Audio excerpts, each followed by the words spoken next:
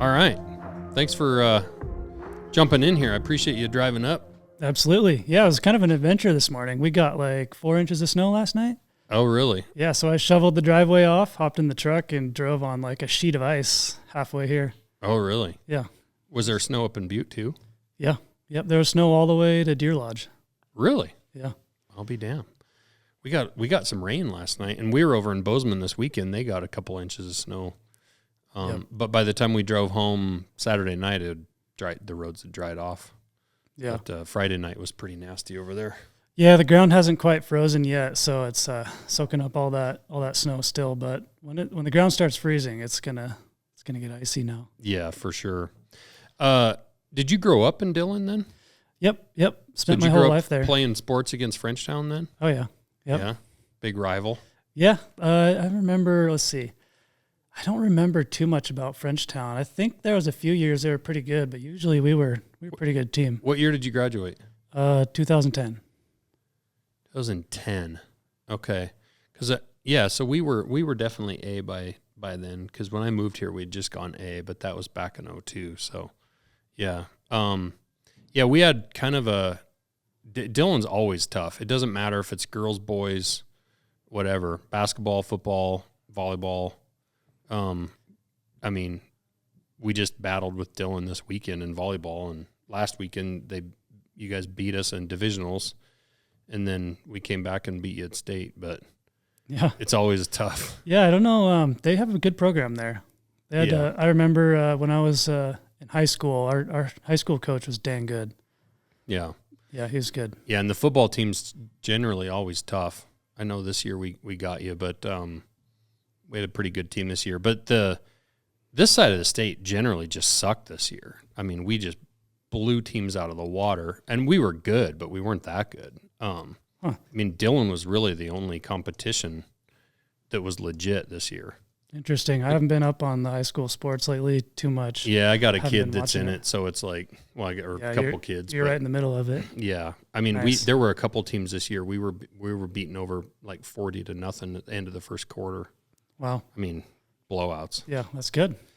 What did your parents do growing up? Did you grow up on a ranch or what? Oh yeah, yep. So I'm the fourth generation on our family's ranch. So born on the ranch and grew up on the ranch. That's just pretty much all I've done my whole life. Did you ever have a phase, or what did you, when you were younger, did you want to stay on the ranch forever, or did you ever have a phase where you're like, I want to travel or I want to do something else, or was it always kind of be involved with the ranch? Yeah, growing up on the ranch, it's a family operation. So everything you do is with family. Ranching's hard work, so it's 7 days a week. Right. So we stayed pretty dang busy, especially when I was a younger kid. So I remember feeling kind of sad. My buddies would be out playing sports or, just hanging out and not doing anything, and I'd be at home working. And I kind of felt sad about that for a while, but now I realize just like my upbringing, I'm just so lucky to be able to do what I did. Mm-hmm. I was just out in the mountains just doing stuff. I think, let's see, I got my driver's license like 15 and a half or 16, something like that. I remember I was 16 years old and I had a gun, a pickup, and a dog. And I'm out in like 80 miles from the nearest town in the middle of the mountains just working. Right. Yeah, So, it's kind of cool. It's like the life. right. You just don't know it when you're a kid. Yeah, exactly. You're kind of missing out on things as a kid, but now looking back, it's just like Yeah, you missed out on nothing. nothing. It's just the best way to live, just out exploring and, being self-reliant. And then also, when I'm working, we have our sheep herders that take care of the sheep. So my job was taking care of the sheep herders. So, as a 16-year-old kid, I have a lot of responsibility too. So I'm actually taking care of other guys and all the livestock. And, the livestock is all of the assets of the ranch. I mean, if they're not taken care of, we're not making any money. So Right. Did you, like growing up and even today, did you have cattle as well, or was it always all sheep, or what was kind of the mix of what did your ranch look like? Yeah, we had a mix, mostly sheep, but we had a few hundred cows for a while there. And, it's kind of a bonus, kind of a lot of extra work. So we have like 50 head of cows now. So not really in it for the cattle, just kind of focusing on the sheep. We kind of have a very intensive program. So everything it's very busy. Like intensive grazing? Yeah, Or- it's intensive grazing, but we're also just we're not just doing the bare minimum. We're kind of doing a lot of different things to make sure we're making the most amount of money we can with our our small given size of our land. Mm-hmm. So we're trying to be as efficient as absolutely possible. So that keeps everybody pretty dang busy.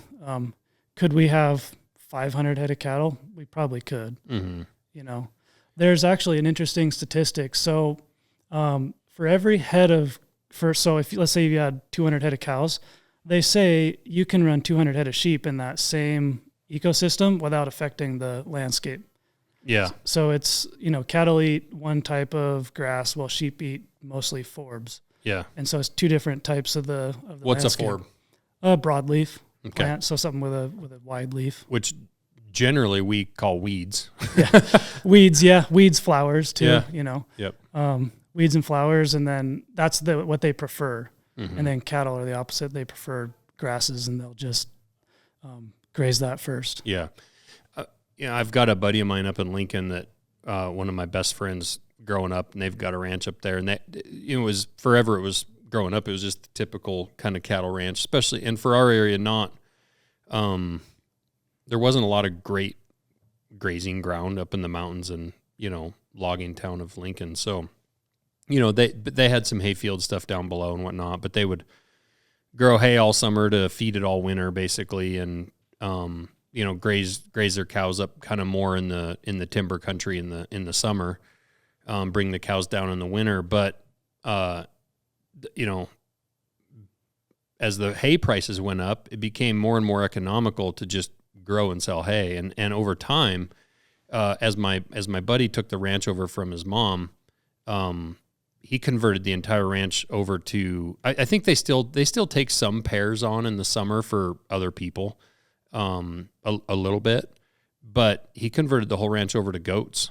Interesting. Meat goats. And the price per pound of goats and they do so much better than they ever did as a cattle ranch with goats. And like you said, he also does, he does like the intensive grazing stuff. He's moving them around a lot. He uses electric fence and just moves them a ton. Right. And, he's attacking the weeds on the ranch and preserving grasses. And then he even does a bunch of trimming of, like they have logging operations and stuff a little bit in the summer here and there each year. And he'll throw like slash the tree branches and stuff from the slash piles and stuff into the goat pen. And you can throw alfalfa hay in that goat pen and a pine tree branch, and they'll strip that branch down to nothing before they touch the alfalfa. Yeah, goats are funny like that. They're pretty hardy. They'll just find a way. They eat a lot of stuff. It's a pretty common practice now. Actually, there's never been a better time to get into the sheep or goat business. There's, with all the development in the West and on the far East Coast too, people are using livestock to graze subdivisions, and also another big one is solar farms too. Oh, so, really? You put in this big solar farm and you've got weeds growing underneath it. To mechanically go in and get rid of that, that's a lot of labor. You got to have specialized equipment that can reach underneath, but just put a few hundred head of sheep or goats out there and they just take care of it. Yep. So that's, it's a good opportunity. But what's also interesting is somebody young that's just getting started out, they could buy some sheep pretty easily or some goats and just start that business. It's to get into it's not that hard. Yeah, the barrier to entry is not very high. Right, especially if you have access to something like that. It's something we've been doing for a long time. We've had some projects over here on this side of the state too. Just a couple of years ago, we were grazing in Missoula. I don't know if you noticed. Yeah, the sheep up on there. the hill. Yep.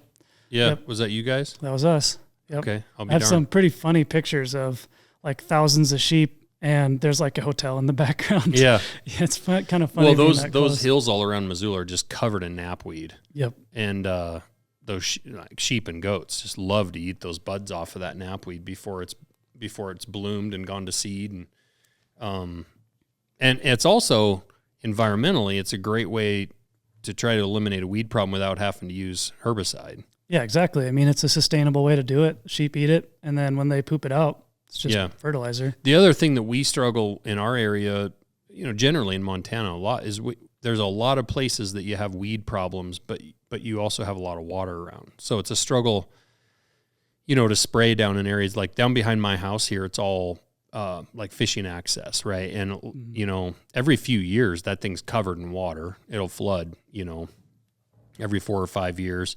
But even when it's not flooding, there's a lot of little channels running through it and whatnot. So to effectively control leafy spurge or knapweed or hound's tongue, all that stuff, and unfortunately, because it's owned by the government, they don't do jack shit with it. No, they can't afford to. But it would be ideal to kick out, 500 goats or sheep and just let them go to town back there. Absolutely. It works so well. I mean, all you have to do is just kind of unload them in that area and they just go take care of it. Yeah.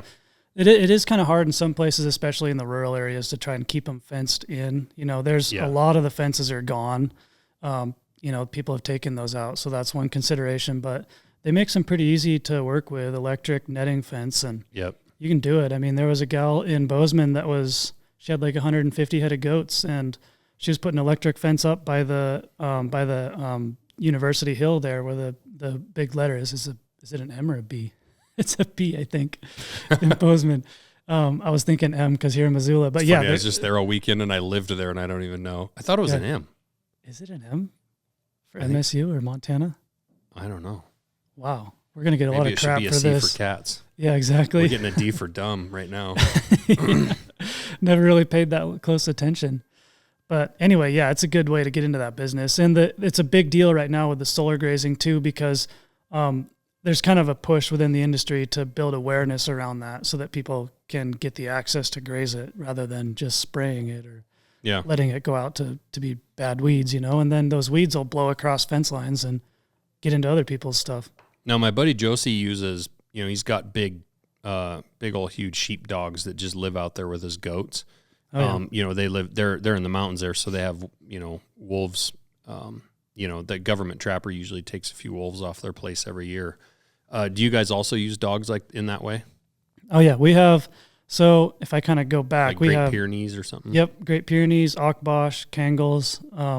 My favorite are the Akbash or the Pyrenees. Those are the most kind of chill. They just hang out with the sheep and do a good job. Some of the other breeds kind of wander and they get bored, or they're too aggressive. But the Pyrenees and Akbash are just great. So we have on the ranch, we probably have 40 dogs. Really? Last time I added it up, it was 40. That's amazing. Yeah. So we have in the summertime we run 4 bands of sheep. So each band is about 1,000 ewes, and they're lambs, and so that's about 1,500 lambs that go with that band. And each band has a sheep herder and 2 or 3 working dogs, that's border collies, that herd the sheep. And then they have guard dogs too. So 2 or 3 guard dogs, and those protect the sheep. Yeah. And so that as a unit, and a couple horses, and so that as a unit travels the whole landscape. And are you generally just on your land, or are you guys grazing other people's land? No, so we do a bunch of different things. So we have private land that's down in the valley and in some of the nearby mountains. And so we go from our private land in the spring, we'll shear the sheep, and then after shearing, we'll go into lambing. After they lamb, we'll take them up into our private mountains, and that's in through June. And then after the 1st of July, we can go onto the national forest. So we actually have national forest leases. Okay. And so we lease allotments that are up in the gravelly mountains. Yeah. And so those sheep then trail, it's about 40 miles from our private ground up into the gravelies. It's kind of a big annual event that we have to do, and it's a long ways, especially with those little tiny lambs. You're doing that all on horseback? Mostly on horseback. So our sheep herders are on horseback, but I pretty much support from a truck and a motorcycle. Mm-hmm. Back in the day, my dad used to do it on horseback more, but we just have so much going on now. I don't have time to do that. It's definitely, I use horses more up in the mountains once we get up there, but we're traveling, 10 miles a day. So for me to support that, if I was on a horse, I'd need somebody to support me. Right. Essentially. What's the life of a sheep herder like? It's a pretty good life. Our guys are actually Peruvian. So we have about 4 to 5 Peruvian guys, depending on the time of year. And they come over on an H-2A work visa.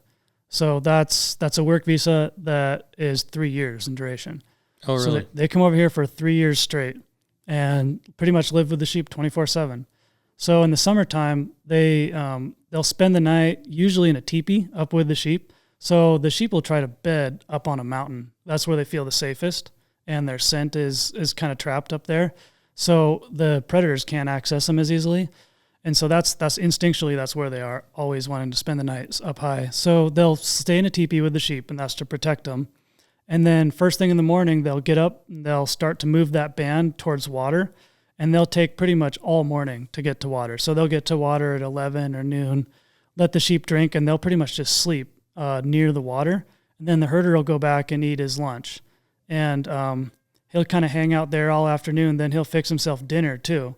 And then he'll hop back on his horse and take those sheep slowly back up to the bed ground with another route. So everything we do is once over grazing in that area. Okay. Yep. So the sheep there's different allotments, and they kind of work their way through those allotments. And then there's different units in those allotments where they rotate through. Is it one sheep herder with that 1,000 sheep? Yep. And so he's just hanging out there, up there by himself. Is he breaking down his teepee and setting it up like once a week? Yeah, he'll stay a few days in one spot. Like 3 to 4 days is what we try to get. Sometimes, depending on the area, there's not that many places where they can move. But a couple days at that night and at that spot, and then they'll break it down and find another hill to move to. Sure. Yep. And what are you just hauling them up food? You making them a food run once a week or something? Or? Yeah, once a week we haul them supplies. Yeah. And we call that the camp tending job. Yeah. That's the job I was talking about when I was 16, is I was doing that. So I would load my truck up with a week's worth of supplies for 4 different guys and drive 80 miles up into the mountains. Yep. And I would go to each allotment and take care of each guy and make sure he had everything he needed. And yeah. sometimes they have to move too. So, those allotments, we'll pull their little sheep wagons along to move them in those allotments. And we have a couple that are actually tent spots too. So we'll pack a wall tent back in there too. Sure. We can't get access for a truck. And that's grizzly bear country, right? Oh yeah. Yeah. The Gravelies are known for grizzly bears. Right. It's just a huge population up there. It's just outside Yellowstone, and I don't know, they just really like it there. Do you have much, how good of a job do the dogs do at protecting sheep? I mean, how often are you losing them? We do lose quite a few sheep, but it's mostly to coyotes. Oh, really? Coyotes are the worst predator for sure. Oh, really? So they do a really good job against just coyotes. because there's so many of them? There's just so many coyotes, and lambs, like especially when the lambs are young, they can just sneak in there and grab one and drag it off. Yeah. And, when you have a band of 1,000 sheep, when they're spread out almost a mile wide sometimes. So yeah, it's pretty easy for a coyote to nab them, but the dogs do a really good job. Do they? It's the best way for predator management because it's more of a way to coexist with them. To just kill everything's almost impossible, So right. Having those dogs just there barking all night keeps the predators out for the most part. Yeah. Is that kind of their general defense? If they hear something or smell something, they'll just bark? Yeah, they'll bark. And if something tries to come in, they'll chase it off or they'll fight it. Like I've seen them kill coyotes before. But they'll fight bears too. I've seen some fighting with bears, but when it comes to wolves, it's usually not good. The wolves will come in and they'll kill them. The wolves will kill them? Oh, yeah. Yeah. I think 2 years ago, we lost 3 dogs in one summer, and this summer, we had 4 dogs injured. Really? None of them killed, though, but 4 injured, and one was pretty bad. One had to be at the vet for about a month to get healed up. Yeah, I've got a couple of friends here that run mountain lions with hounds, and there's a couple different guys around here that have lost multiple hound dogs to wolf packs around here. Right.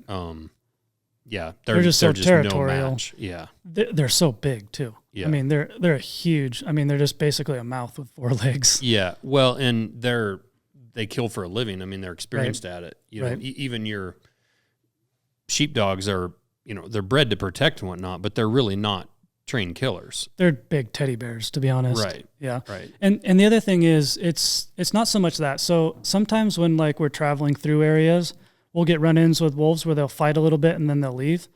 But the worst problems are when there's like a stray male wolf that's trying to establish a new pack, and we kind of have where our sheep are. It's kind of like all in the same general area, and so that's kind of our established territory. And so usually it's like a lone male or a couple lone males or a couple males or young wolves that'll come in to try to fight because they're just trying to establish territory. Yep. And so they're there to kill. I mean, they just show up to kill. Right. And so that's pretty bad. The last 2 years we've had some like that, but how does the the government do as far as, do they generally try to come in and find those wolves and take care of them? Yeah, they do. There has to be proof that they're causing problems, so we have to document sheep kills or dog kills, which is actually really hard to do. But we have to have it documented, and then they can come in and take care of some. Yeah. So you kind of went by it real quick earlier when you were talking about, the process in the spring, but you talked about shearing sheep. I remember being a little kid and my, relatives had sheep operation, and I just vaguely remember helping them shear sheep one time, but I mean, I was really young. What is that? And I don't remember how many sheep they had, but nowhere near the level that you guys do. What does that look like? Like, I mean, is that a week-long deal? Is it a couple days? How many sheep an hour can you shear? I mean, that's a lot of work. Yeah, so we especially on that scale. What, 3,000 or 4,000 sheep? No, we shear just under 10,000 a year. Oh my God! Yeah, so it's a lot of work. It's kind of like a all spring type of deal, and so we'll try to knock out 2,000 to 4,000 at a time. Really? Yeah. So we'll go in and we'll shear a couple thousand, and then a few weeks go by, we'll go shear another few thousand, and then wait a month. And so is that shearing still all kind of the old school way by hand? I mean, totally. Yeah. It's by hand. You can't, there's been a lot of research done. There's been a lot of people trying to get robotics to work, and it's just one of those jobs. I mean, it's a living animal. They're all shaped different. Yeah. They move. And so you just have to be really skilled and do it by hand. I mean, so the way they do it is there's an electric motor that hangs up above them and a drive shaft that goes down to what we call a handpiece. And it's just like the same clippers you'd see in a barber shop, just heavy duty, really heavy duty. And they'll go and shear. I mean, the good guys are shearing 150, almost 200 in a day. Wow. So, I mean, it's a young guy's game, but they make a lot of money. Yeah. I mean, we're paying just under $4 a head. Yeah. To shear. So, I mean, if you're a young, tough guy and you want to make some money, yeah, get into shearing sheep. You get on the demand is so high because not a lot of people are doing it. And they're basically tipping that sheep right back on their butt, right? And they're kind of like holding it up, and then they're shearing. Oh, yeah. I mean, they're just kind of manhandling those sheep. And those sheep generally pretty good about not fighting it. Is that right? Yeah, so the sheep aren't really fighters. Some of the older ewes, they get grouchy. I mean, like imagine pulling your grandma out and forcefully giving her a haircut. She wouldn't like that. But, it's half animal handling. It's just like shoeing horses. It's half animal handling, half skill in what you're doing. And so, they pull them out of a chute, set them on their hip, and they hold them in a way to where they don't feel like they're going to fall.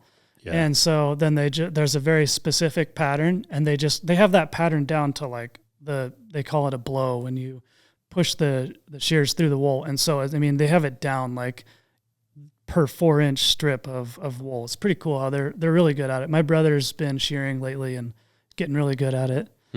So it's a good way to make money. You gotta be tough though. And then as they shear that wool off of there, is there some kind of a vacuum thing or something sucking all that up? Or no. How is it dealt with when it's laying on the ground?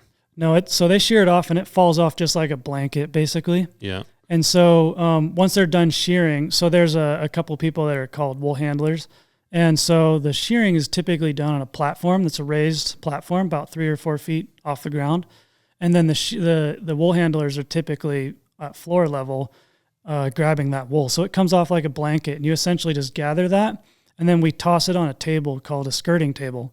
That table has slots in it. And so when the wool falls, all the second cuts come out. And so a second cut is where you cut through the wool and your shears come off the skin, and you leave a little bit of wool on the skin. Then you go back and hit that again. Just the little short hairs. It's short wool, yeah. Yeah. And that's actually really bad because that causes pilling in the yarn. Oh. Or it can be itchy if it's really short. So it's really important that those shearing guys are as against the skin as much as they can be. Absolutely, yeah. Yeah. And those cutters cut really well when you're on the skin. Yeah. I should have actually brought some. I didn't even think of that. There's actually an art to keeping your shearing equipment clean. So they have a comb and a cutter. So essentially the comb goes on the bottom and it's got fingers that go out, and then the cutter goes on the top, and that's connected to the motor, and that goes back and forth. And there's actually, I don't really know too much about it. They could get into it, but there's like a special bevel in there that keeps, like, it flexes it a little bit to keep it sharp. Wool's actually a very strong fiber. Like they do like 30 sheep in their dull. So they're changing those things all the time. Really? And so at every break in the middle of shearing, so we'll take a coffee break mid-morning, a lunch break, and then a coffee break mid-afternoon. Damn union workers. It's hard work. So anyway, they actually have sharpening equipment. And so they'll go out there and they'll spin up their discs and they'll be sharpening those combs and cutters in between. Now, what about, if you're in spring and you have early breakup or whatever, and those sheep are really muddy from laying around and whatnot, do you tend to find that wool is super clean down by the skin anyway, or do you end up with like a lot of dirt and stuff in there that dulls those cutters? It's actually dust that can dull them. And so like if you have a really dusty winter, that dust will kind of get down in the wool and that can dull them really well. Pretty bad, especially like people that run out on the desert. It's not just dust, it's like sand. So it's just like the worst for dulling those things. But actually, I mean, that's a really important point. We take very careful care of our sheep in the winter and spring because we want to make sure the wool's the best quality we can have. Yeah. And so like we don't let them go by mud. When we feed, we try to feed a long ways away on the ground, but before they get to it, so there's not hay dust blowing on their backs, so we don't get hay in the wool. Also like poly twine. So, you've seen hay bales tied up with that poly twine. That polyester, actually is it I think it's polypropylene twine. If that gets in the wool, that'll make it through the whole process and end up in a garment. Really? Yeah, it's bad. So, not using that kind of twine, we use sisal twine, which is kind of a natural fiber. I did pull a whole bale string out of this one. Yeah. Yeah. So we try not to have any of that. Try to keep no cows, no horses, so there's no hair. There's a lot to it to keep in good quality wool. And I gotta imagine, the average sheep rancher isn't gonna take that kind of care. It's got to be a little bit different knowing that you're gonna have to deal with it. Well, there's some guys that don't really care and they kind of get bottom of the barrel prices. But the people that do care, they know. And so they're getting good prices. And also, so the wool buyers know too. Sure. So the wool buyers know if there's certain people that take really good care, that wool's going for a big premium because it's going to be way more useful for making stuff. So that's kind of leads me to the reason we started Duckworth. So we also do a lot of genetics on the ranch too. So we've been pushing genetics for a long time. I was talking to one of the guys downstairs and he was like, well, it's so soft. How do you make it so soft? And it's like, well, it's all the way back to the genetic level. So those sheep, we've bred the itchiness out of our sheep. Really? Yeah. So there's a machine that we use. Every time we shear, we take a little sample off each fleece and we'll test it. And then that machine will tell us. Off of each sheep? Yep. Every single sheep. So once we skirt that fleece off that table, we'll put it on another table and we'll actually print a barcode. So I'm kind of going back and forth, but like while the sheep shearer is shearing, I'll go with a scanner and I'll scan an EID tag on the sheep's ear and it'll print a barcode and that barcode stays with that fleece all the way through the testing process on the floor. We're the only ones that do that. Some people do it in Australia, but in the States, as far as I know, we're the only ones that actually do that.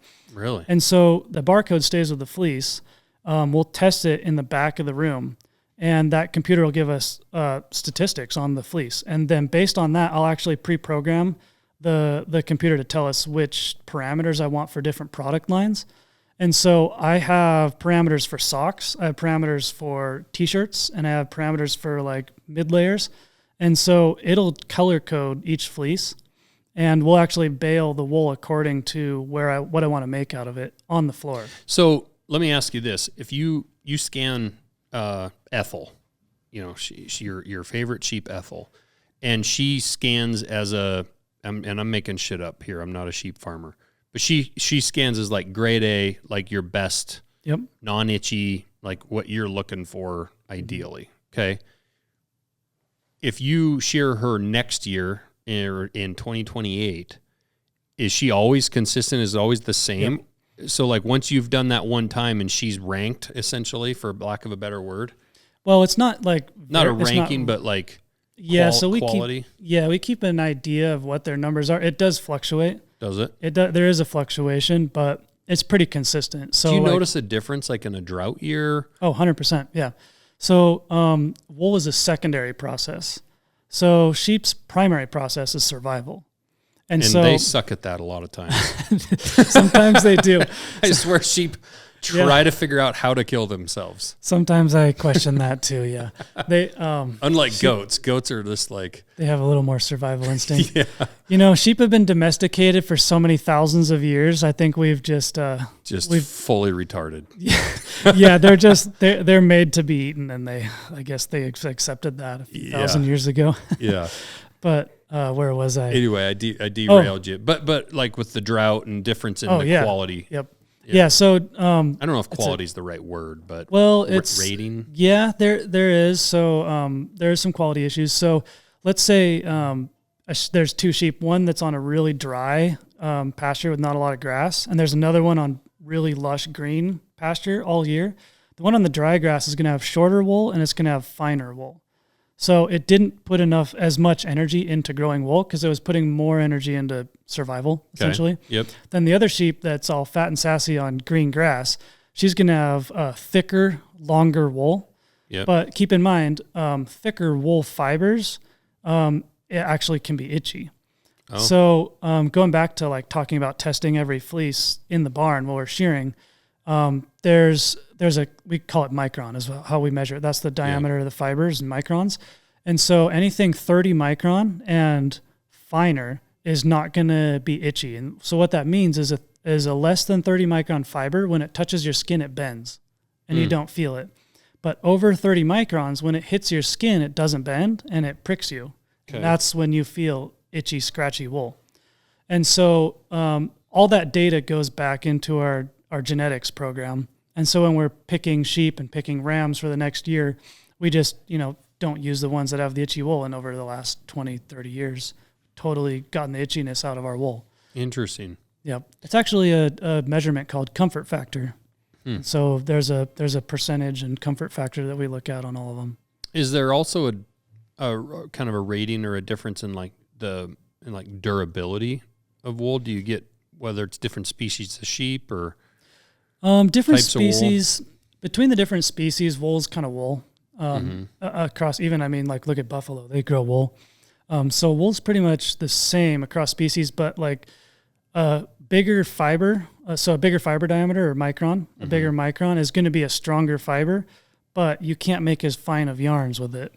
So there's kind of a trade-off. So these hoodies we use, this is actually some of the coarser wool that we have. And so we have less fibers in that yarn. If we were to make a really fine yarn like my t-shirt, we actually couldn't make a yarn this fine. But if I made a yarn with this really fine wool, which technically wouldn't be as strong individually with those fibers, if I made a yarn this thick, it'd be really strong because there's more fibers per cross-section on the yarn. So there's basically a minimum fiber per cross-section you want to make in a yarn to keep that strength. I know buffalo they also make a wool, but they're a bitch to shear. Yeah, most people shear them over a barrel, and that's the hide after they're dead. Yeah, exactly. They're not shearing them live. No. Anyway, so we've been doing that genetic program for a long time. My dad has been. So before you had Duckworth, was your dad just selling the wool? Yep. Selling the wool as a kind of a typical sheep rancher would do. He's raising sheep, shearing them. Right. So marketing the wool. Yeah. He actually had been working on genetics for a long time. Like his kind of like way to contribute to the ranch coming out of college is he was really trying to revolutionize the genetics in our flock. And he actually was taking on new technology as it came out. And so, before we had those computers that could measure the fleeces, you'd have a trained classer, which is somebody who was trained to look at them and grade them. Sure. By look and feel, but people aren't as consistent and Yeah, it's like grading a bronc ride. Yeah, exactly. Yeah. So he really pushed the genetics to a high level and had really high quality wool. And so he started looking for other avenues to sell the wool because when you have higher than average quality wool, but it's a commodity, so you're selling it at average prices because that's just how commodities work. It's kind of tough. So the incentive is to sell it into a market that values the wool for what it's worth. And so he looked at a lot of different programs, did some military stuff.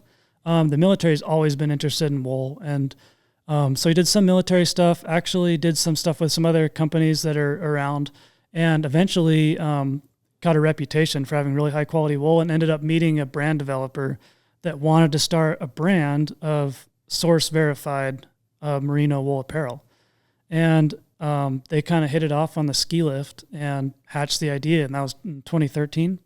Okay. And ever since then, the rest is history. I mean, I graduated college in 2014, and going back to what you were asking about, like living and growing up on the ranch, I think coming out of college, I had enough of the ranch work, and I really wanted to do something in business. And I mean, this was just the perfect opportunity for me. What was your degree? Business. Okay. Yeah, business and economics. Stepping back, what's the difference between just wool and merino wool? You see people advertising merino wool, merino wool base layers and all this, and then you hear people like, I mean, is there a difference, or what is that? There kind of is a difference. So merino is a breed, essentially. Okay. So it's like, what's the difference between a burger and an Angus burger? It's kind of like, what breed did it come from? Okay. So the merinos have been around for a long time. Our sheep are actually Rambouillets, so they're a French merino, but there's Australian merinos. I think there's some South African merinos. They're all over the place. But essentially what happened was we were going back to the same problem. People weren't buying wool because it was itchy. Mm-hmm. And so Australia made a huge push. The Woolmark company did. They made a huge push to reintroduce wool and to re-advertise wool. And they said, this isn't wool, it's merino, which is the breed that's in Australia. But it's known for being really fine, really high quality wool for making base layers, things like that aren't going to be itchy. And so it's really the product of just really good marketing to kind of remarket it with a new name, because, the sheep industry kind of got a bad rap coming out of World War II, because people were eating canned mutton out in Europe somewhere, and they were trying to wear these scratchy wool pants and scratchy wool blankets. The old green wool pants. Those were my first hunting pants, and they would itch you through a pair of long johns. I mean, legit. Yep, that's right. They still make them too. Yeah, it's so itchy. Yeah. I remember sitting there itching my ass off, and then like itchy wool hats. Yeah, so I can see that. And that's interesting, though, that they basically just did a good job of kind of remarketing the wool industry, but it was really more about quality than anything. It was kind of a shift in what the consumers wanted. So, the kind of the old fashioned wool. So there was a lot of wool suits, wool blankets, wool sweaters, and people just always had scratchy wool, and they didn't really think anything else of it. But kind of in the outdoors revolution, where people started trying to find other substitutes for wool, where they were making polyester, polypropylene, they're trying to make these different products, and they're all just trying to copy wool. Wool does it the best. Yeah. It's nature's natural technical fiber. But people started wearing lighter weight things, more purpose-built clothing. And so, wool's the best for that. So it's kind of a marketing push to get wool back into that market. Yeah. That's kind of like when Icebreaker and Smart Wool kind of got big on the scene of wool. That was largely originating out of Australia. It's Australian wool in that. Okay. So how did you come up with the name Duckworth? Yeah, so Bernie, who was the brand developer that met my dad, he kind of had the idea hatched in his head, and it was actually an old crotchety factory owner that he had met somewhere, and it was just Mr. Duckworth. It has nothing to do with ducks, but, it was just a guy's last name that he thought made an impression, and it just had the right sound to it. So the idea for Duckworth was to be a heritage Americana type brand, going back to blending like the old heritage of sheep ranching that's been going on forever. It settled the West, essentially, and bringing that into a modern era. It's a great strong name. I just, I wasn't sure if there was like some significance towards the ranch or something in the wool industry or not.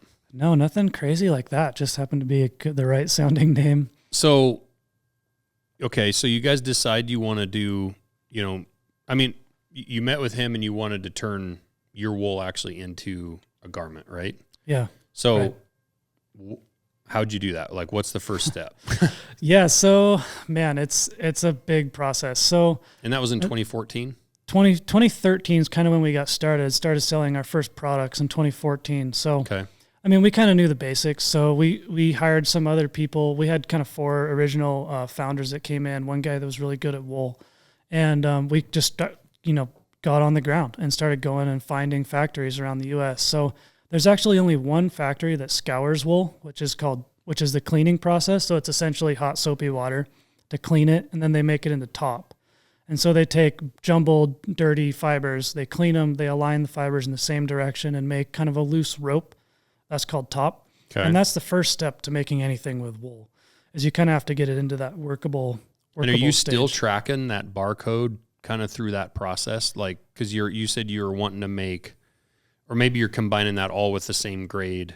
Yeah, so all the same grade goes into one batch of top. Okay. And so, so we kind of, it all starts with the wool. So, it's like same thing with making a knife. You can't take some nasty pot metal and then make a really nice knife. You got to start with the right steel. Yep, and so, good steel. Yep, that's essentially what we're doing. Is we were cutting out anything that didn't match the parameters of that yarn we knew we wanted to make. Mm-hmm. And so, I mean, it's just nose on the ground, finding factories. And then once that's cleaned and kind of in that rope, top, yeah. Top Then it heads off to a factory. Yep. And what happens at that point? So, I guess in general terms, it typically goes from top to yarn, and so it'll leave the top maker and it'll go to a yarn spinner, and essentially you'll take that long loose rope and you'll spin it and twist it. You'll twist it and pull it, and you just keep twisting and pull it until you have a tiny little thread, and that's your yarn. And then after that, you make the right sized yarn for the fabric you want to make. Then you go to a knitting facility. And then depending on what you want to make, you knit different types of knits. Typically it's circular knits is the majority of our business. You can actually take that top and go a different route and go into wovens, like for your flannel shirts. Mm-hmm. That's a whole different process. But we'll do circular knits. So like for the hoodie you're wearing, that yarn will be actually blended with other fibers. The hoodie is actually kind of an exception because we blend it with other colored fibers at the yarn stage. And so that yarn is actually green before it goes to knitting. And so then that'll go to knitting, and we'll make a terry fleece, terry loop fabric. And then after that fabric's made, it'll get split open and it'll get brushed. And so it's essentially like a wire brush that's spinning really fast, and that's what makes the fleece on the inside. Okay, so I was going to ask you that. I was kind of waiting on that because, and I can see it on the inside of your hoodie there, but it's super, super soft inside of there, and it feels like fleece. Mm-hmm. Because I always thought of fleece as that's like a whole different type of material, like a synthetic material, or is fleece just It's all just kind of a terminology thing, like on fleece. So, I mean, I think of fleece, I think of a sheep's fleece myself. But I think it could be Patagonia that kind of made that terminology with like their fleece. They called it like a Sherpa fleece. Yeah. But that's just coming then from wire brushing and kind of breaking up and fluffing up those fibers. Yeah. So when the fabric's knit, we leave big loose loops, almost like Velcro type loops on the inside. And then there's a wire brush that spins really fast, and we bust all those loops up, and that's how you make a fleece. Okay. Brushes it out.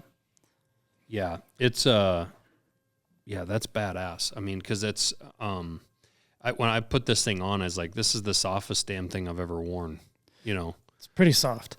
And that's just because that just goes down to the fibers that are in it. They're really soft fibers. And when we brush it, they're all going the same direction. And so you're just getting the tips of those fibers that are, kind of fuzzy with that fleece. And are you doing that in a big, like a big section of that and then turning it into a hoodie? Or are you doing this after this hoodie's all sewn together? Nope, that's in the fabric stage. Like a big quilt of it, essentially. Yeah. So I mentioned circular knitting. All the fabric gets knit in a tube. Mm-hmm. It's actually, they call it a barrel, and there's needles going all the way around it, hundreds of needles. And the fabric comes out in a tube, and then it gets rolled up. And then at later stages in processing, we slit that tube open to 60 inches wide of fabric. And then that fabric goes onto rolls. And so pretty much every fabric process is a roll of fabric. Think of it like a roll of toilet paper getting unraveled, processed, and then rolled back up. Yeah. So then when we go to actually cut and sew the goods, we'll take those rolls of fabric and we'll spread them out on a table, and we'll lay a marker down, so a piece of paper that essentially has the patterns on it. Or in some of the factories, it's actually all digital. There's vacuum, sucks the fabric down, and there's an actual CNC type cutter that goes and just cuts all the pieces out. And then those cut pieces go to a sewing line and they assemble them just by sewing it together. Yeah. And where generally, you don't have to be too specific, like where generally are these things being sewn together? Just kind of all over the U.S.? Yeah, so this is the funny thing. We have typically it's over 30 factories in 17 states that we work with. Yeah. So it's actually a big kind of network of facilities depending on what we're making.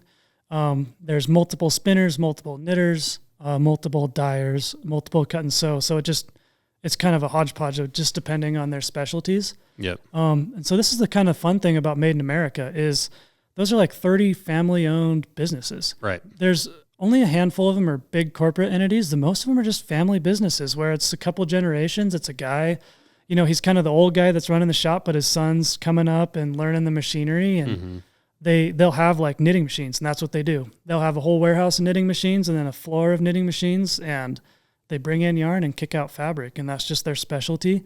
And it's the same kind of across the whole, all over the United States.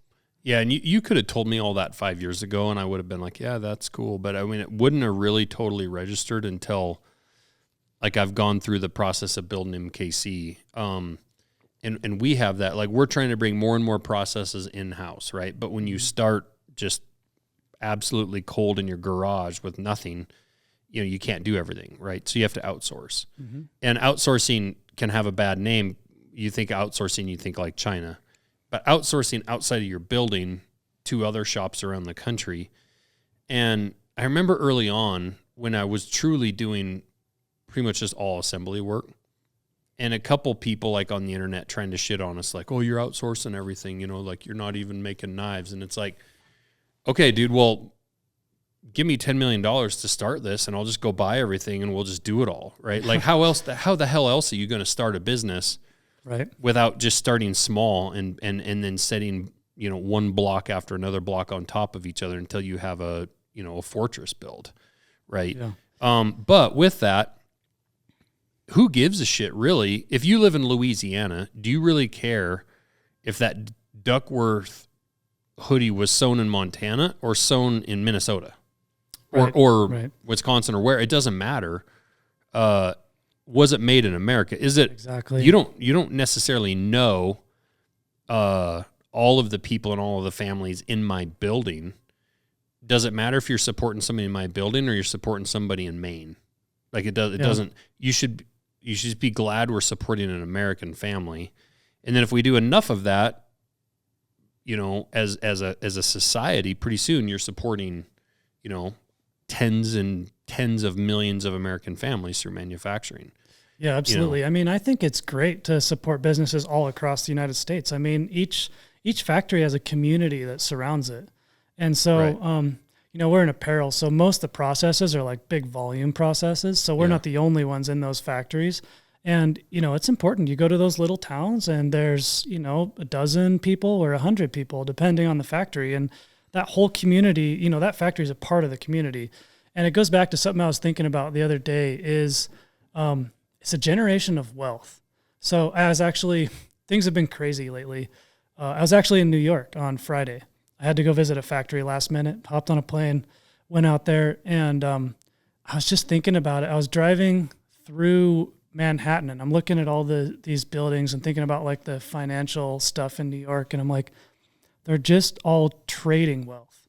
They're trading wealth that somebody else created or something else created. And so when you think about Duckworth and making merino wool apparel, it's as long as the sun comes out and grows the grass, the sheep will eat the grass and grow wool. It's totally sustainable. It's such a just a raw process. Right. And same with knives. I mean, you have to mine that steel. Right. And that's the generation of wealth is finding that steel in the ground and then all the different stages that it has to go through to finally become a knife. Every person that touches that steel is adding value to it. Yeah, and even some of the products like the cutting boards we sell and the knife blocks and stuff. Like we have a guy that has hired several employees now and went from making wood products in his garage to a full-fledged operating business with multiple employees just to support selling cutting boards on our website, right? Or the sheath maker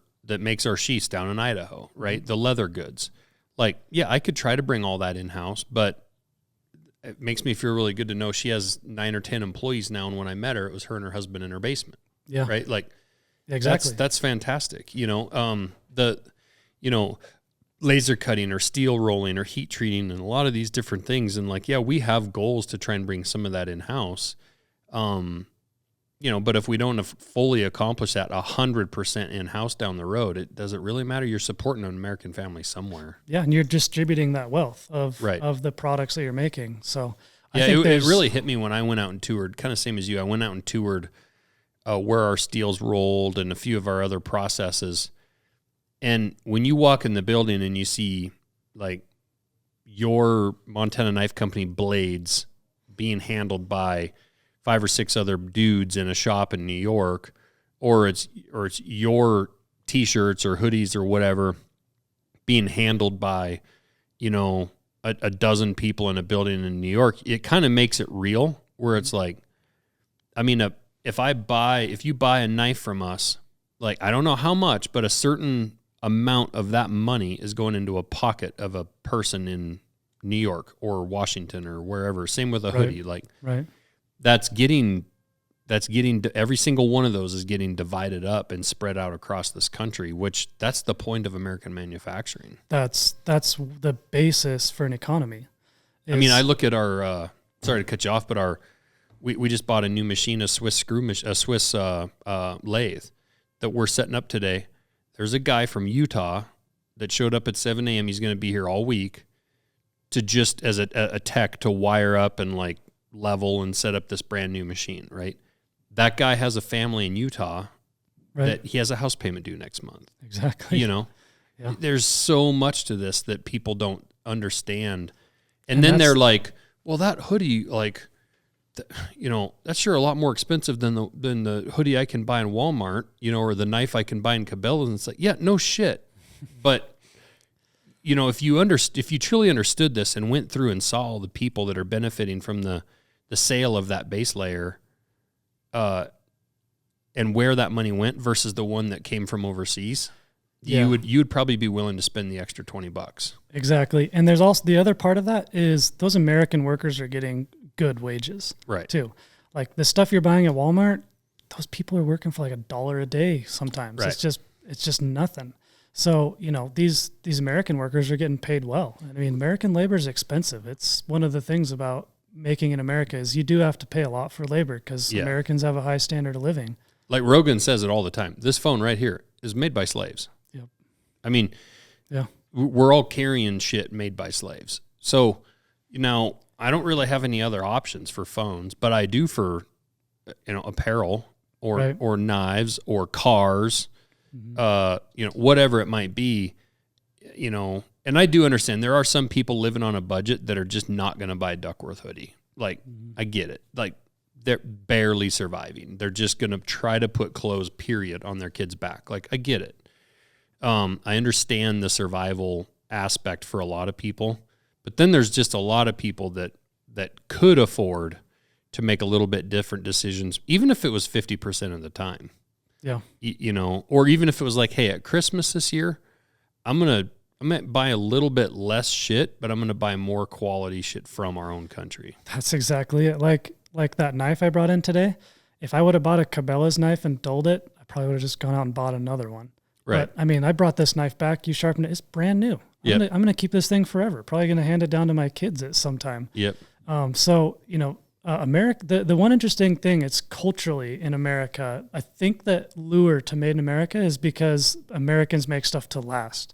Yeah. And I don't know, I've kind of thought about it before, but do you think it's kind of because Americans, they went out on a limb, came to America, kind of colonized this place, and they're out exploring and expanding into the West. I mean, you have to be self-reliant. You have to, count on your equipment and your gear. So, that kind of like mentality of having good quality stuff that's going to last, that you can depend on. I think that's what trickles down in American made goods that people really like.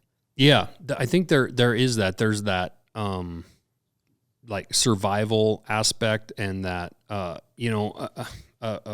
bronc rider told me, during the summer of major summer of COVID, actually it would have been in 2021, I think. So masks and COVID and a lot of that shit was still going on, but it was like kind of at the point where a lot of us were calling bullshit. And there was a rodeo here in town, 4th of July weekend, during the fair, August. And this rodeo cowboy's from up in near Calgary in Canada.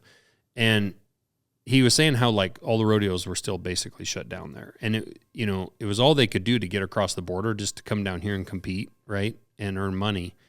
And he said, what I notice about Americans is they have that fuck you mentality. And I was like, what do you mean? And he's like, your country was born on that mentality. Yeah, like your country was like, we're not paying your taxes, bitch. Right. And you told the crown to shove it up their ass, and we're going to go over here and we're going to start our own country. Yep. And he was like, you guys still have that in your DNA. Like when Americans see like some bullshit, they're like, no, we're not going to get vaccinated or wear the mask or do your bullshit because you tell us we have to. Like, right. But I think there also is that resilience too left, like especially in a big way with people that came out west. Yeah. Like you had people load up their families knowing that there were Indians out here, there aren't any roads. I mean, you might, Oregon Trail might be the best trail you're going to find. And you were likely going to die. Right. Trying to come out here. Pretty brutal. And you came out here to just come out and look for gold or potentially, claim some land and then just, get a few cattle and start to like grow your livelihood. Yeah. I mean, that's the American dream, right? Go kind of by yourself, self-reliant, get a piece of land and make a name for yourself, build a family, build a ranch, build whatever it is, but, do it on your own. Kind of go out and do your own thing and be, responsible for yourself and build a family. That's the American dream. And then survive and keep it for generations. I mean, with your family's ranch, that means they survived the Great Depression. When did your family homestead that? Yeah, we homesteaded a lot of it. Some parts were already homesteaded that we bought. I'm trying to think of the exact year. It was a little after the Great Depression. Was it? When we kind of got into it. So my great-great-grandfather actually passed away at a young age. And so he had two boys.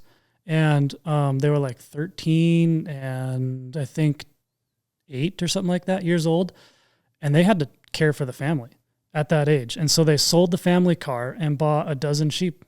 And they really, yep, they literally took those sheep and they put them in a community band. And so back then, if you didn't have, if the big ranches that have their own bands of sheep, but smaller, it's like a co-op. Yeah, essentially. So they put their dozen into the band and chipped in their part, and the sheep went up to the mountains, same mountains our sheep are going up to now, and that's how they got started. And they eventually became ranch hands and got kind of self-educated, and then started trading livestock.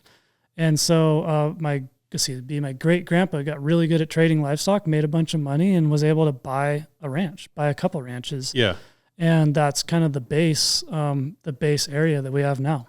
That's amazing. And so since back then too, it's like $1 an acre. Well, I was going to say, like, you want to buy that country, kid? Yeah, you can have at it. It's steep and there's bears up there. Yeah, exactly. You're going to raise sheep on that shit? Good luck. Yeah, so they actually made a good play. So they bought some pretty dry ground, big bench area in Dillon.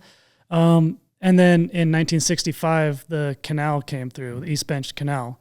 And so they actually rerouted water from Clark Canyon Dam down across that bench to irrigate. So, they bought dry land ground that later became irrigated. So pretty good appreciation and value there. But every generation since has been buying land. And kudos to your family for continuing to grow and expand on the dream.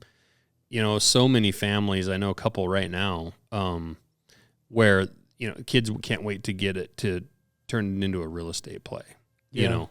And, I had a buddy that talked about selling his ranch, after he graduated high school. And I was like, man, if you sell that, you never get it back. Right. Yeah. Like, and he didn't have ill intentions. He wanted to chase a different dream. He hesitated on it. And then years later, kind of took over the ranch, but it was and I remember him saying thank God I never sold the ranch. Because I think he started to realize as he got a little age on him, how special that piece of ground is, Yeah, it is special. There's only so much land. It's the best commodity to have. There's only so much land and it's only disappearing. So yeah, it's important. So my neighbor's place came up for sale a couple of years ago now. And so me and my brother went in together and bought it, because if we didn't, who knows, there could have been a subdivision there. Right. So we ended up, expanding a few thousand more acres and getting some of the ground that neighbored us. And so every generation's just been kind of building on and adding land to it as we can. But man, every generation, it's harder and harder because, the value of land's going up and there's more and more houses encroaching that, once there's a couple houses on a place, it's never going back to agriculture. Right. So, right. It's pretty hard. It's pretty hard to be in agriculture nowadays. It's for tough sure. living. You have to be creative for sure. You either have to be of a massive scale or be really creative. Well, yeah, you do have to have some scale, but you also have to just be really smart with what you do. Mm-hmm. You don't need a lot of land to be pretty successful with a sheep ranch. Sheep are actually very profitable. Mm-hmm. People don't realize it, but that's a 150-pound animal. So, for one cow, there's 5 sheep. Right. And so that one cow that raises one calf and the risk of that calf not making it, those 5 sheep, you can pretty easily have 5 sheep and then get 10 lambs. Yeah. So it's pretty easy to get a 200% lamb crop. You might get closer to 150%.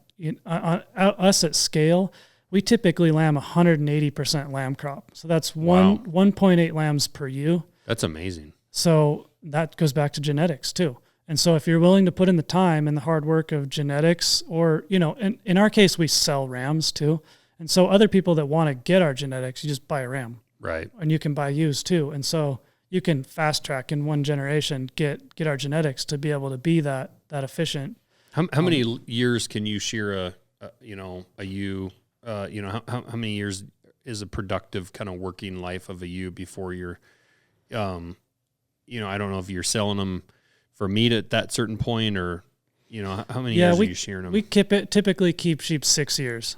Okay. So every year we sell our 6-year-olds and we sell those to other smaller farms where they can take better care of them. Our ranch is pretty tough. Sure.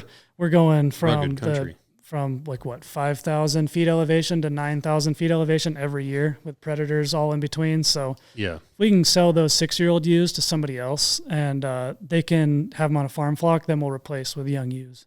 Sure. So that's what we do. But sheep typically live 10, 12 years. Yeah. Yeah. That's really cool. What, so how's business going today? Business is good. Duckworth doing well? It's good. What's your biggest challenge? Man. Running, because you're running, it sounds like you have help with your family, but you're running a ranch, and you're trying to manufacture and sell, apparel. It's crazy. It's a lot of work. It is a lot of work. And we're also doing a lot more than most other brands. And so, most brands, they're like, okay, we're going to design a shirt, have it made and delivered. So literally all they're doing is taking delivery and redistributing it. We're literally shearing sheep. So there's a lot of steps. And I said 30 factories too. So there's a lot of logistics. So the hardest part for us is still just manufacturing and labor. Mm-hmm. It kind of ebbs and flows. Like COVID, ever since COVID, it was a total boom. People had lots of money. They were spending it. So we had like so much demand, we could barely meet it. Mm-hmm. And then kind of after that, we had labor issues because people weren't working. I mean, those same people that had money to spend, there was older guys that were working in these factories that are like, well, it's perfect time to retire. Mm-hmm. And so labor became an issue for like 21, 22. And And then the last year, we've seen demand drop off quite a bit. As this inflation's been coming up, we're seeing lowering demand. People still want it, but they just don't have as much money to spend as readily. And so, I noticed when we put stuff on sale, people are really responding. So I think people are still there wanting it, but money's tight right now. I think and I think there's another piece of this too, that I think a lot of your quote unquote competition that has their stuff made overseas. And I'm not going to name names, but I've been hearing this a lot lately, where they had that demand during COVID, kind of year after year there for a few years, and so they a lot of these companies that are literally ordering this hoodie from China, over ordered into that demand. Yeah. And really, you're talking about having to order stuff 12 to 18 to 24 months out. Right. And those brands, I think, are sitting on, and I think we're going to see some incredibly crazy discount sales during this Black Friday timeframe, because they're trying to offload all that shit they bought last year, because next year's is coming in, and they can't stop that cargo ship from coming from Taiwan. Right. I've heard the same thing. There's a huge oversupply, and that's one of the hard things in the apparel business is forecasting. I mean, I think everybody in 2024, there was a lot of money through this whole COVID period, 4 years of COVID, and everybody's trying to predict when it's going to drop off and everything. Right. It finally just fell off a cliff. Yeah. And so I think there's a huge stock in apparel everywhere. You're right. Yeah. So we're going to see some big discounts. And I wonder if, I don't know your guys' business, obviously, but I wonder if you guys also have a real advantage in okay, so demand slows a little bit. It's like, do you potentially, sell a little bit more of that wool just on the market, or sell a few sheep or whatever, and fluctuate up and down with demand, or the next year demand's super high, you keep more of that wool and you put it more into your own garments and stuff, versus some brands, if the only thing they have is making and selling, or not making, like you said, they're putting their order into Taiwan or China, they're getting their cargo ship load, that's their only business. You guys also have a little bit of a backstop with if our business needs to convert to a little bit more of selling some wool this year, or... No, we don't have to worry about that. All we do is just kind of, since we're mostly online, we can kind of speed up and slow down the manufacturing process and kind of just do that. And also I said demand slowed a little. We were growing like crazy. So, we weren't going to be able to sustain that rate forever. Sure. But now, still, we just kind of pick the products that are winners. We're still going to have stuff sell out as soon as it drops. Sure. I know. That's awesome. We're launching our Snowcrest jacket again. We have more people signed up on the email list than we have jackets. So really, if you're listening to this and it's not live yet, get there on time. It's kind of interesting. You guys kind of have that model too, where it's like the drop. Yeah. You drop something and it goes so fast, and that's as a business, it's so nice to be able to just launch your product and it's gone. Yeah. That's such a good problem to have. It is. I will say we are trying actually to get a little bit more in stock though, and it's weird. You want this balance between that, but also, if you're sitting around on a Sunday and you're talking with your wife and you're like, oh shit, it's my dad's birthday on Thursday, I got to get him something, I'll get him one of those knives, and you go to our website and it's not there.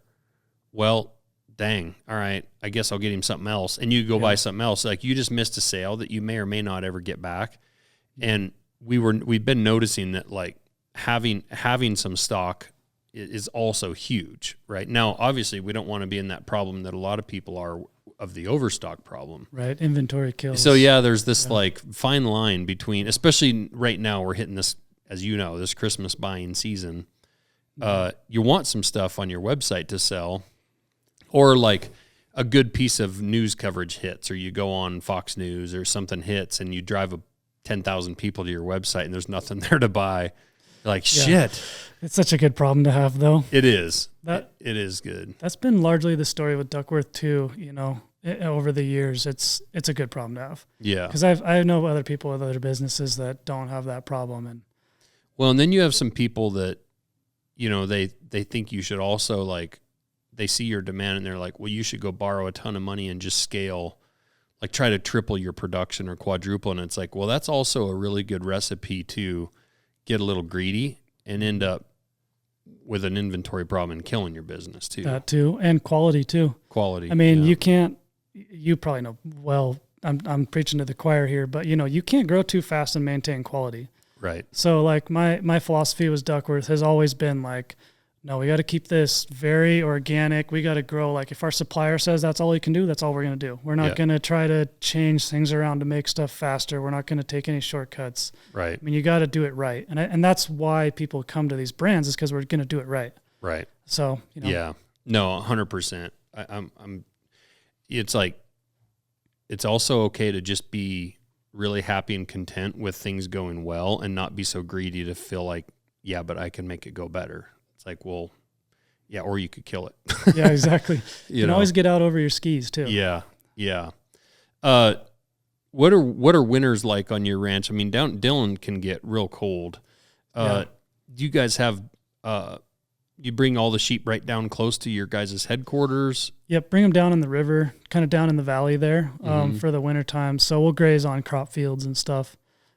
Graze some old, wheat fields. So we'll graze the residue that comes up. What's the word? I'm missing the word on it. But anyway, graze the stuff that comes up, alfalfa fields and everything. So in the Dillon Valley, we typically don't get more than like 4 or 5 inches at a time. Mm-hmm. But up in the Gravelies, I mean, we get snow there starting in September. Yeah. And we can't even get in there to July. So it's an elevation thing. The Dillon Valley is great for wintering. So typically we have quite a bit of feed, but we will feed hay when we need to. Yeah. So you guys grow that hay yourself? Yeah. Yeah. We have a farm too. So we grow a bunch of hay and we actually grow enough to sell some too, usually. So yeah. We've actually had some nasty winters the last few years. Yeah. It's, remember those -30, -40 a few times? Yep. That is tough. That's brutal. Yeah, that's brutal. It's hard on everything, hard on the equipment, hard on the sheep. But it's insane how tough they are. They are very, very resilient. Mm-hmm. When it's 30 below and that storm's blowing in, typically it lasts a day. And they'll find a little low spot or kind of the edge of a hill, and the snow will sit and drift on them all day through the storm. We'll go out and we'll check them.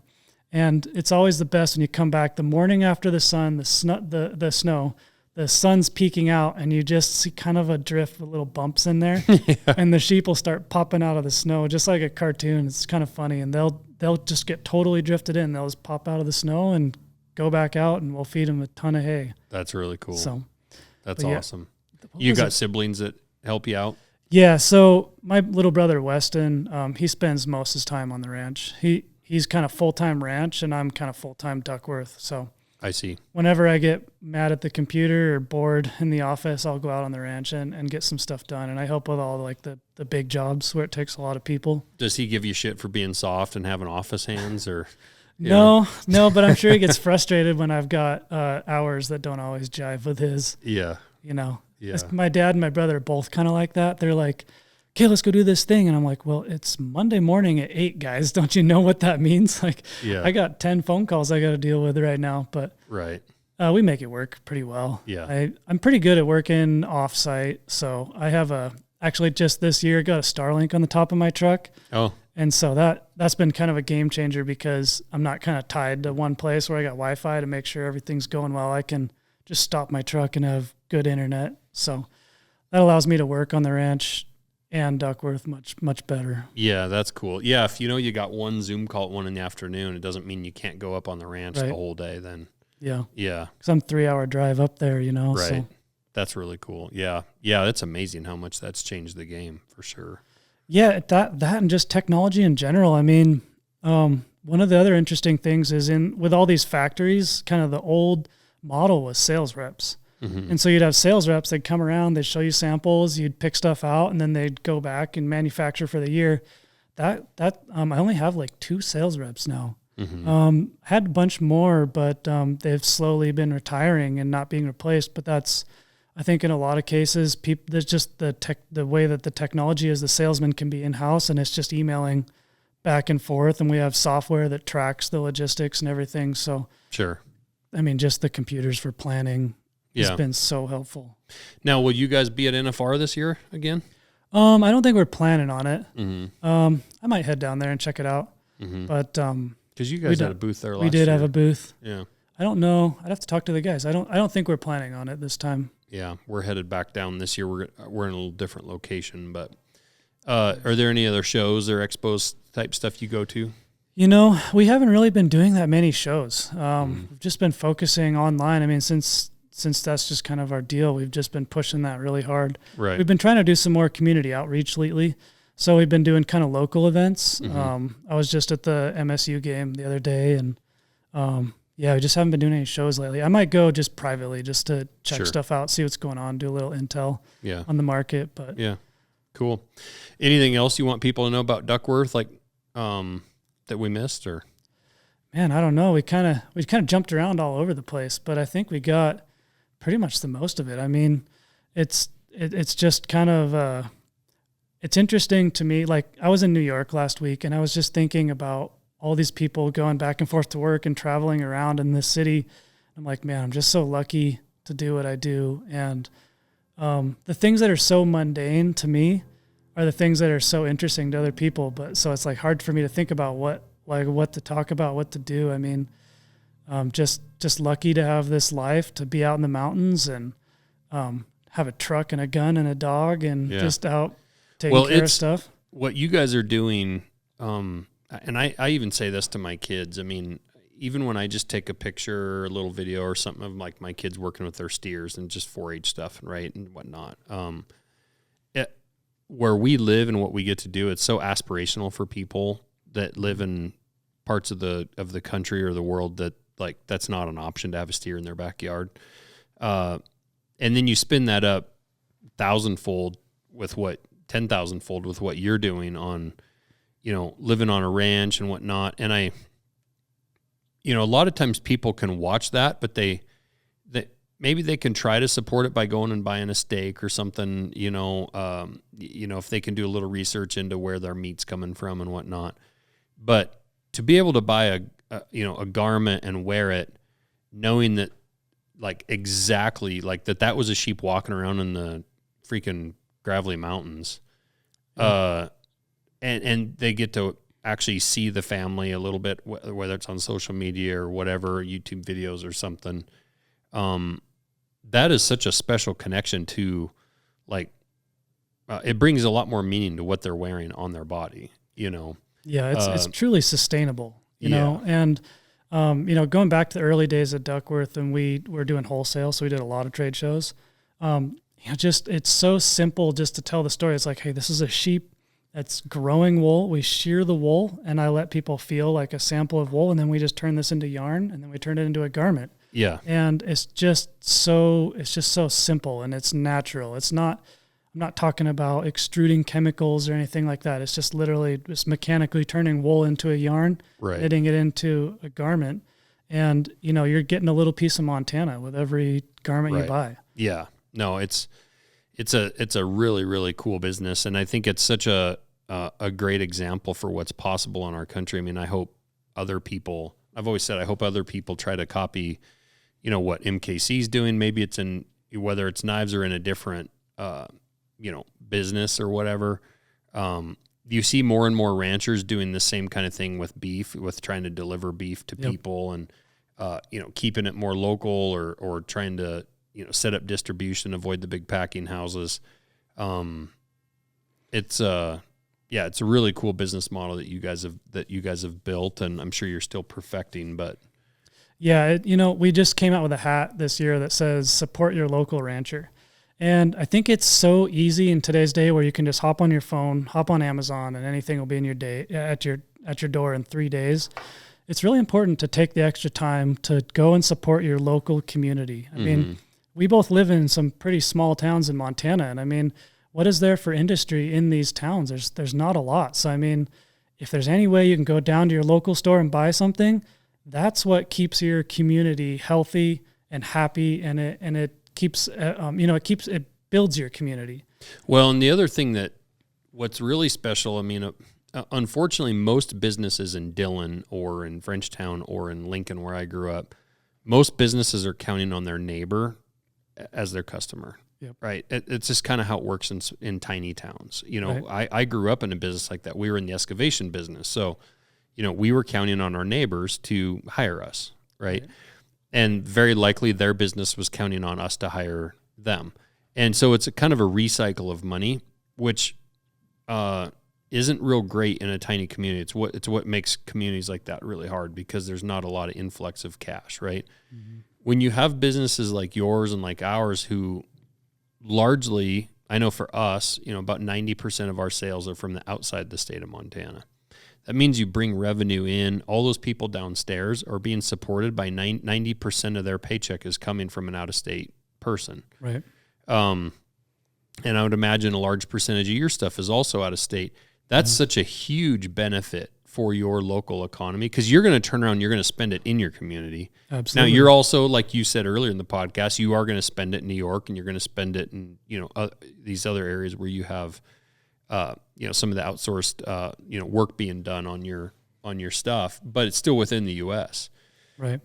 And same here. We are also still doing the same thing. We're trying to bring more and more in-house, but now that's fresh money coming into a small community in Montana, that all of a sudden that serves as like a bump to the local economy. And that also serves as a bump in, taxes that are being paid to whether it's a school or fire department or roads or whatnot. So, more people that can start businesses. And the other thing is like, you guys can't put a hoodie on every American. Like there's room for people to copy this business model in Connecticut or in Wyoming or wherever, but put their own spin on it and do their own thing. That's how our country is really going to win. It's not from those guys in New York trading on Wall Street. No, not. But it's really cool what you guys have done. How do people find you?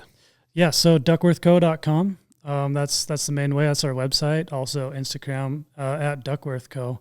So, thanks. It was great to be here. Just really proud of what you've done too. It's really cool to see everything you've done. I'd listened to your podcast a while ago, how you kind of got started, and it's just it's the American dream. I mean, you just got really good at making knives, and now, I mean, look downstairs. You got a ton of people down there. They're hustling and bustling. You've got boxes, like giant bins on wheels going in the UPS truck, going out to customers, and CNC machines. I mean, that's pretty cool. So yeah, no, I appreciate it. It's, I mean, we're both getting to live and kind of do what we want and chase our own passions and not necessarily having to work for someone else. And that's about the best spot I think you can get to in life, Mm-hmm. So it's pretty cool. But, I think both of our companies are good examples of what's possible when you get a little creative and just work 7 days a week.